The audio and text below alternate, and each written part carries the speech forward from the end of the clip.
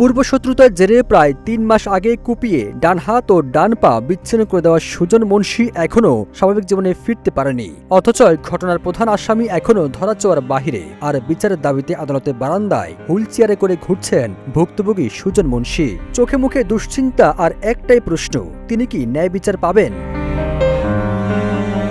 জানা গেছে, গত ২৬ এপ্রিল সন্ধ্যায় রাজমিস্ত্রি কাজ শেষে বাড়ি ফেরার পথে পূর্বশত্রুতার জেরে প্রতিপক্ষের লোকজন চাপাতি ও রামদা দিয়ে সুজনের উপর হামলা চালায়। এতে করে তার ডান হাত ও ডান পা বিচ্ছিন্ন হয়ে যায়। তার চিৎকার শুনে বড় ভাই হায়দার মুন্সি এগিয়ে গেলে তাকেও কুপিয়ে গুরুতর আহত করা হয়। এই ঘটনার পরদিন সুজনের মা নিরু বেগম ৪ জনকে আসামি করে চরভদ্রাসন থানায় মামলা করেন।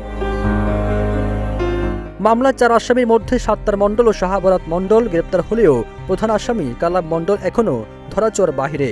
সোমবার মামলা শুনানির দিন সাদা ব্যান্ডেজে মোড়ানো বিচ্ছিন্ন হাত পা নিয়ে হুইল চেয়ারে করে আদালতে হাজির হন ভুক্তভোগী সুজন।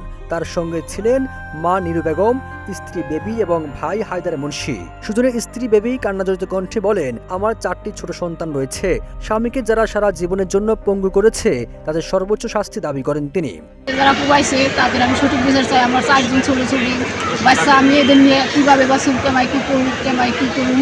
আমি আদালতের কাছে আসামিকে ফাঁসি হুকুম চাই, ফাঁসি চাই আমি। অভিযুক্ত প্রধান আসামি গ্রেপ্তার না হওয়ায় ক্ষোভ প্রকাশ করেন মা নিরু বেগম। তিনি বলেন, ছেলে কাজ শেষে বাড়ি ফিরছিল, তাকে পথে একা পেয়ে এলোপাতাড়ি কুপিয়ে 1 হাত ও 1 পা বিচ্ছিন্ন করে দেওয়া হয়। এই ঘটনা তিনি সুষ্ঠু বিচার দাবি করেন। আমার ছেলের 1 হাত 1 পাও কেটে ফেলেছে, টক কেটে ফেলেছে, করতে পারে না, শিখতে পারে, পেটে কোপ দিছে।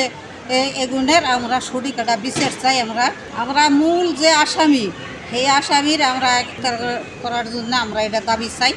চরভদ্রাসন থানার এসআই মোজাম্মেল হক বলেন, এই পর্যন্ত এজাহারভুক্ত 2 জন সহ মোট 3 জনকে গ্রেপ্তার করা হয়েছে। প্রধান আসামি সহ পলাতকদের গ্রেপ্তারের অভিযান অব্যাহত রয়েছে।